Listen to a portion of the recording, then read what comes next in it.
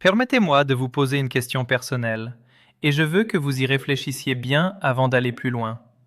À quand remonte la dernière fois où vous vous êtes trouvé dans le rayon fromage de votre supermarché en ayant une réelle confiance en votre choix? Pas simplement en prenant ce que vous prenez toujours par habitude, mais en étant vraiment sûr que ce que vous mettiez dans votre panier était bon pour votre corps et non pas mauvais. Si vous êtes honnête avec vous-même, la réponse est probablement jamais. Et ce n'est pas de votre faute, pas du tout. Parce que personne, ni votre médecin, ni les étiquettes nutritionnelles, ni les reportages santé à la télévision, ne vous a jamais expliqué clairement et simplement l'effet du fromage sur l'organisme d'une personne de plus de 60 ans. Et après 60 ans, votre corps est complètement différent de ce qu'il était à 40 ans. Votre digestion des protéines a changé. Votre absorption du calcium a changé. La façon dont votre intestin réagit aux additifs et aux conservateurs a changé. La façon dont vos artères gèrent le sodium a changé. Tout a changé. Et pourtant, la plupart d'entre nous consommons encore les mêmes fromages qu'il y a 30 ans, les achetant machinalement, persuadés que si cela fonctionnait autrefois, c'est que c'est toujours bon aujourd'hui. Cette supposition a un coût insidieux pour beaucoup: leur énergie, leurs articulations, leur santé cardiaque et leur clarté mentale. Mais aujourd'hui, cela change pour vous, car dans les prochaines minutes, je vais vous expliquer précisément quels fromages sont véritablement bénéfiques pour votre corps et lesquels exercent une influence néfaste, lente et invisible sur votre cœur, vos intestins, vos os et votre cerveau. Je vous le promets, ce ne sera pas effrayant, au contraire, ce sera enrichissant. Car la connaissance est la seule chose qui vous permette réellement d'agir sur votre bien-être au quotidien. Avant d'aller plus loin, je vous invite à faire quelque chose maintenant. Réfléchissez à la façon dont vous vous sentez ces derniers temps. Peut-être souffrez-vous de ballonnements plus fréquents après les repas, vos articulations sont peut-être plus raides le matin, votre énergie baisse peut-être l'après-midi et aucun repos ne semble y remédier. Votre tension artérielle augmente peut-être et, malgré les ajustements de votre médecin, vous ne vous sentez jamais vraiment apaisé. Votre mémoire vous semble peut-être moins vive qu'avant, ce qui vous inquiète plus que vous ne voulez l'admettre. Gardez tout cela à l'esprit pendant que nous allons en parler ensemble, car à la fin de cette conversation, vous commencerez à faire des liens entre ces différents éléments d'une manière inédite. Et la solution à plusieurs de ces problèmes se trouve peut-être déjà dans votre réfrigérateur, sous une étiquette tout à fait anodine. Commençons par une bonne nouvelle. Il existe des fromages véritablement bénéfiques pour la santé après 60 ans, et ce, de manière scientifiquement prouvée.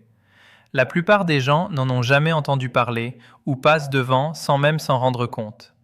Le premier dont je souhaite parler est le Gouda affiné.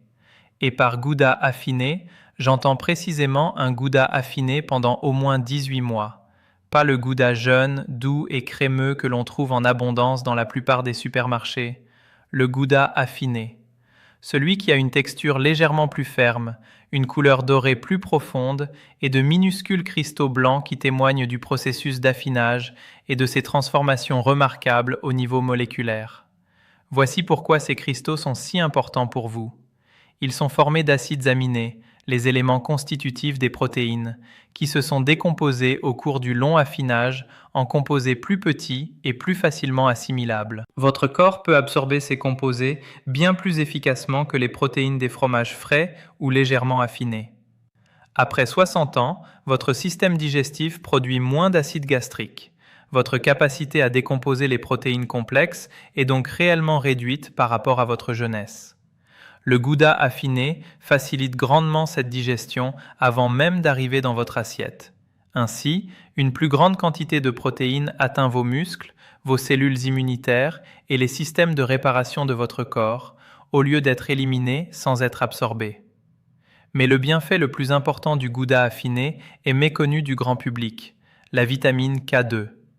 Contrairement à la vitamine K1, présente dans les légumes verts à feuilles et essentielle à la coagulation sanguine, la vitamine K2 est un composé totalement différent, aux propriétés quasi miraculeuses pour l'organisme vieillissant. Prenons un exemple.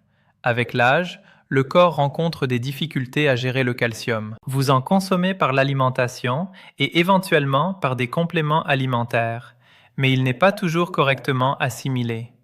Parfois, au lieu de se fixer aux os et aux dents, où il protège des fractures et de la perte de densité osseuse, il se dépose sur les parois des artères.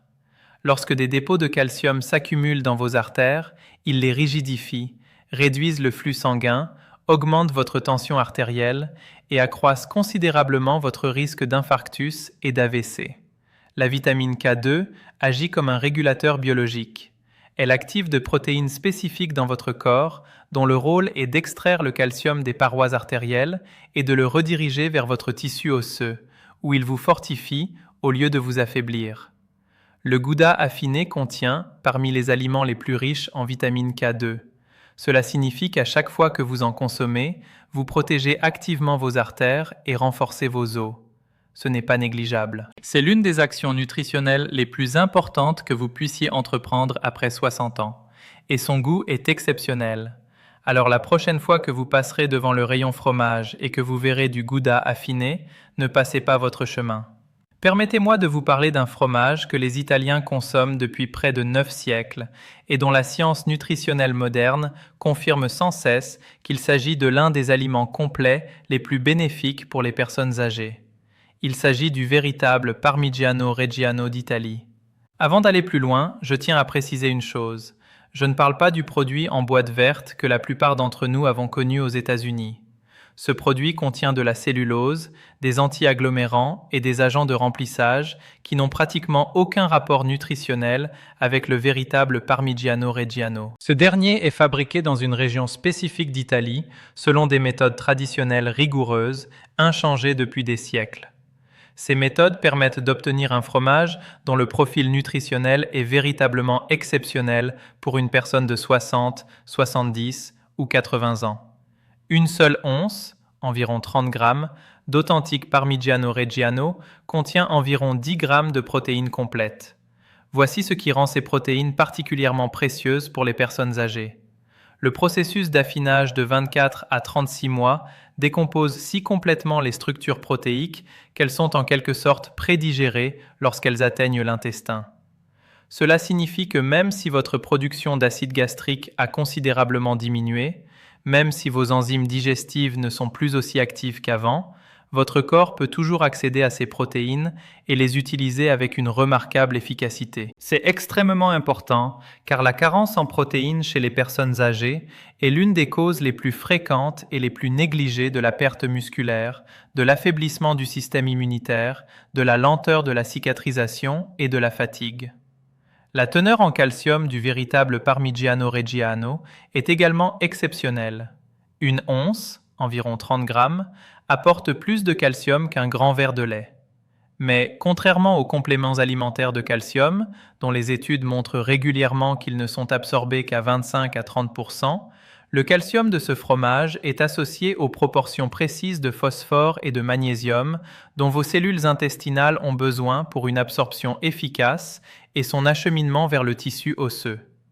Le véritable Parmigiano Reggiano contient également de la tyrosine, un acide aminé que votre cerveau utilise pour produire de la dopamine et de la noradrénaline. Ce sont les neurotransmetteurs responsables de la vigilance, de la concentration, de la motivation et de la stabilité de l'humeur.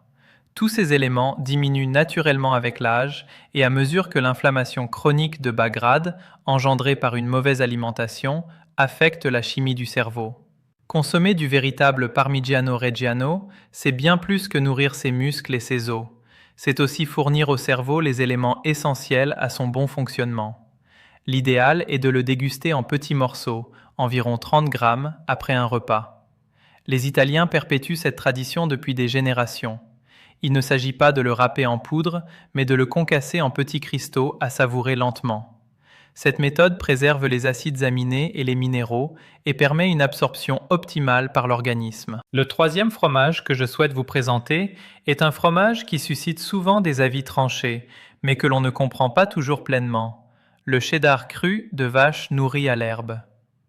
Fabriqué dans les règles de l'art, à partir de lait de vache élevé en plein air et non nourri aux céréales dans des élevages industriels, le cheddar cru est nutritionnellement presque méconnaissable par rapport au cheddar pasteurisé classique que l'on trouve dans la plupart des supermarchés. Et ces différences sont cruciales pour les personnes âgées. Lorsque le cheddar est fabriqué à partir de lait cru, non pasteurisé et affiné pendant au moins 60 jours, un phénomène important se produit. Les enzymes naturelles du lait, normalement détruites par la pasteurisation, restent pleinement actives. Ces enzymes ont un effet unique. Elles améliorent considérablement la digestibilité des matières grasses et des protéines du fromage. Elles préservent également les nutriments thermosensibles, notamment certaines formes de vitamines A, D et K2, fortement réduites ou détruites par la chaleur de la pasteurisation. Le cheddar cru de vache nourri à l'herbe contient également des taux nettement supérieurs d'un composé appelé acide linoléique conjugué, ALC. Il s'agit d'un acide gras naturellement présent dans le lait des ruminants nourris à l'herbe. Des études ont régulièrement établi un lien entre une consommation plus élevée d'acide linoléique conjugué, ALC, et une réduction de la masse grasse, une meilleure sensibilité à l'insuline et, surtout, un profil inflammatoire plus favorable dans tout l'organisme.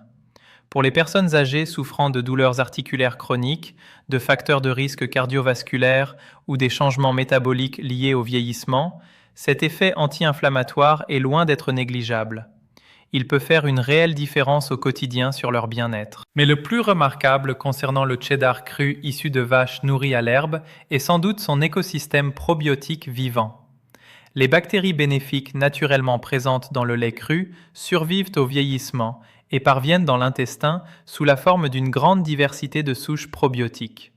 Celles-ci contribuent à l'intégrité de la barrière intestinale, régulent les réponses inflammatoires du système immunitaire et interagissent via ce que les chercheurs appellent l'axe intestin-cerveau, favorisant ainsi la stabilité de l'humeur et les fonctions cognitives. Aucun complément probiotique ne peut reproduire pleinement ces bienfaits, car ces bactéries sont présentes dans une matrice alimentaire complète qui les protège et les achemine là où elles sont nécessaires. Un point important à retenir concernant le cheddar cru: ne jamais le chauffer à plus de 49 degrés Celsius, 120 degrés Fahrenheit. À cette température, les enzymes bénéfiques et les souches probiotiques qui font sa valeur sont détruites. Laissez-le revenir à température ambiante avant de le consommer et accompagnez-le de légumes fermentés naturellement, comme la choucroute ou le kimchi, pour un effet synergique optimal sur votre microbiote intestinal. Et voici maintenant le fromage qui, à mon avis, mérite plus d'attention de la part des plus de 60 ans que presque n'importe quel autre aliment: le véritable gruyère suisse. Le véritable gruyère de Suisse est produit selon une appellation d'origine contrôlée, AOC, stricte, à partir du lait cru de vache qui paisse dans les alpages. Cet environnement spécifique, ces herbes et fleurs sauvages particulières, confèrent au lait un profil d'acide gras et une teneur en micronutriments impossible à reproduire dans les laiteries industrielles. L'affinage d'au moins 12 mois du véritable gruyère lui confère des qualités nutritionnelles exceptionnelles. Durant cet affinage, des cultures bactériennes spécifiques, les propionibactéries, produisent de l'acide propionique, un composé naturel issu de leur métabolisme. Des études ont établi un lien entre l'acide propionique et une réduction mesurable de l'inflammation systémique, une meilleure régulation du cholestérol et une inhibition directe de certaines voies inflammatoires impliquées dans le risque de cancer colorectal. Ces mêmes bactéries produisent également de la vitamine B12 à des concentrations comparables à celles de nombreuses sources de protéines animales. Ceci est crucial pour les personnes âgées, car la carence en vitamine B12 devient quasi systématique après 65 ans en raison de la diminution de la production d'une protéine appelée facteur intrinsèque et de la baisse d'acidité gastrique. Cette carence provoque fatigue, troubles de la mémoire, douleurs nerveuses et sautes d'humeur, autant de symptômes souvent attribués à tort au vieillissement plutôt qu'à une carence nutritionnelle comblable. Le véritable gruyère apporte également des concentrations exceptionnelles de précurseurs d'acides aminés essentiels à la production de glutathion par le foie. Ce dernier, peut-être méconnu, est pourtant indispensable à l'organisme.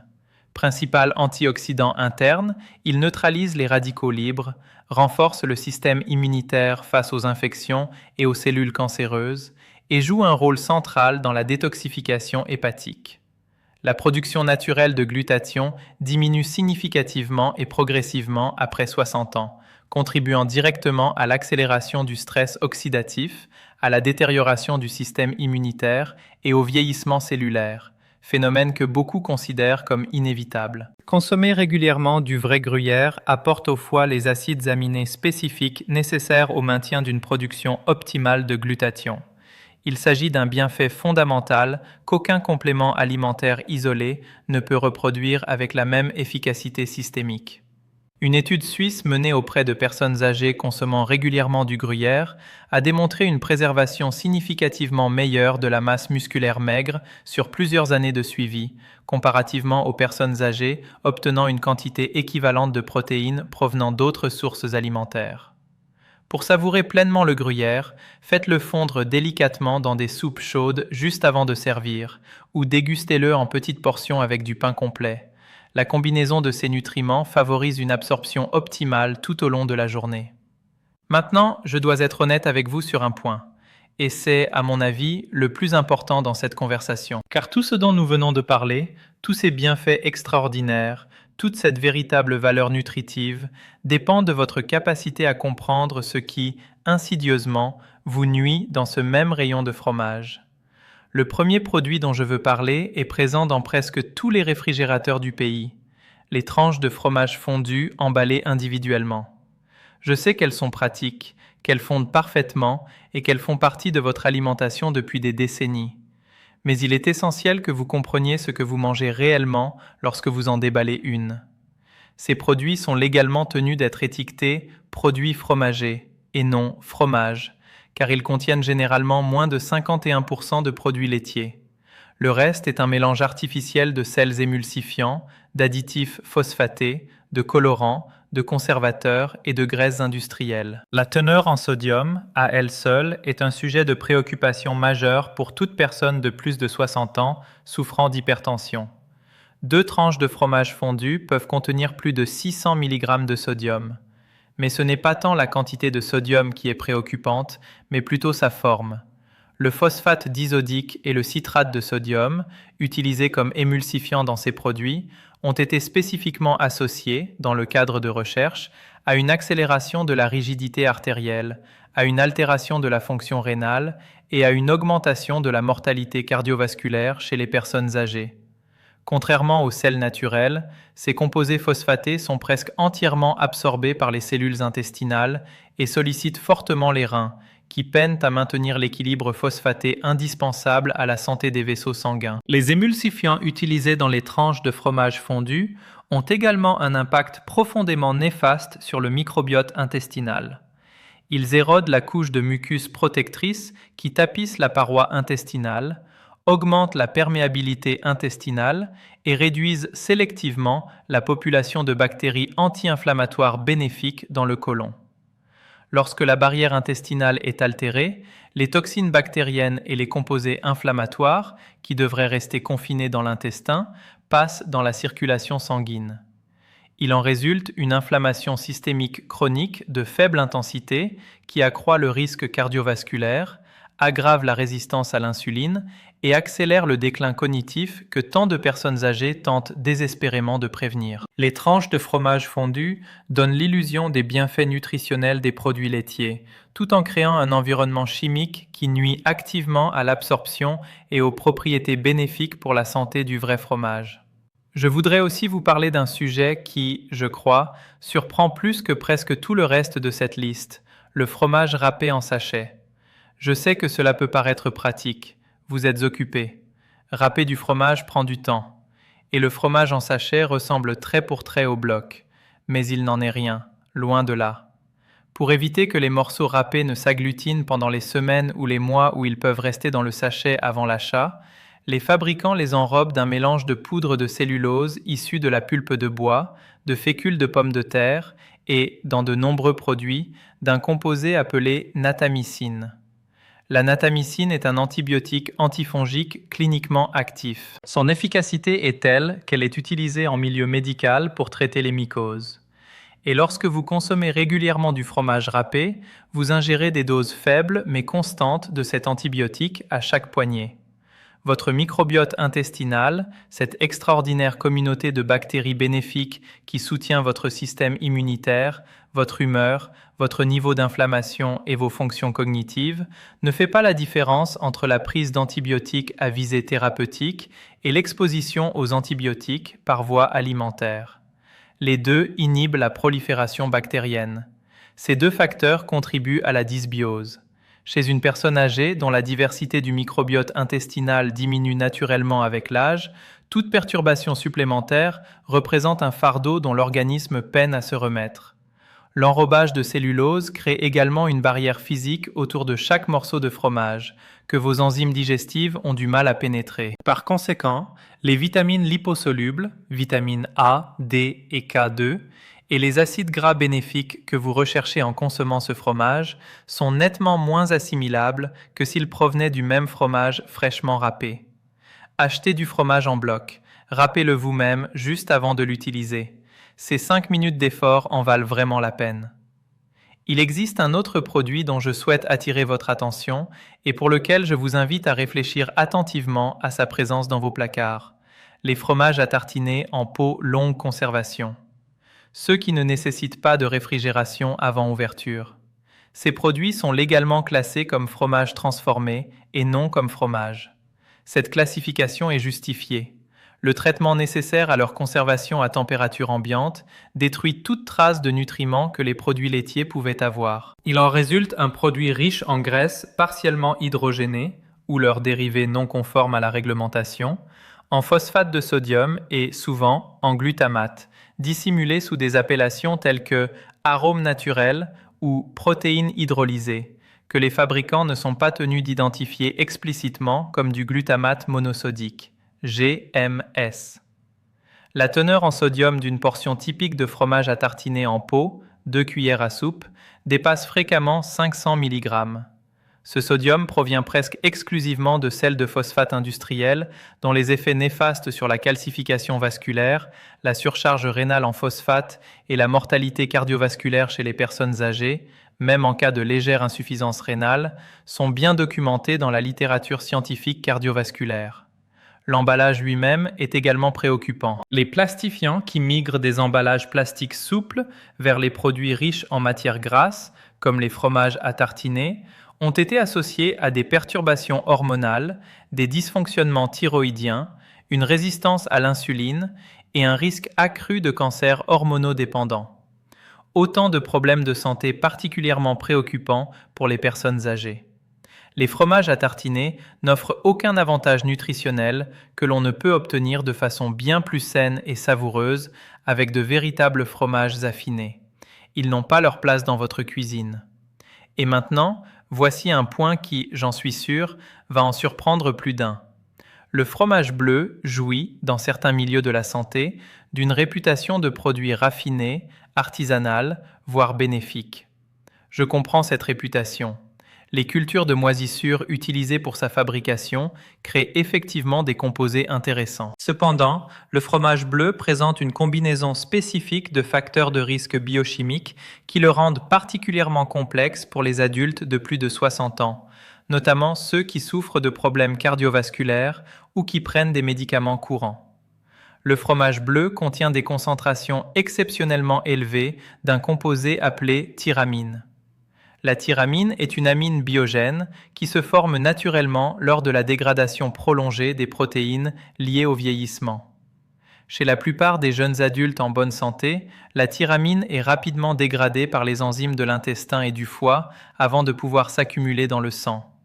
Mais avec l'âge, cette capacité enzymatique diminue. Et pour toute personne âgée prenant actuellement un inhibiteur de la monoamine oxydase, IMAO, une classe de médicaments utilisés pour traiter la dépression, la maladie de Parkinson, les troubles anxieux ou certaines autres affections, la consommation de fromage bleu peut provoquer une crise hypertensive. Une hausse brutale, dangereuse et potentiellement mortelle de la tension artérielle peut provoquer un AVC ou un infarctus quelques minutes après la consommation de fromage bleu.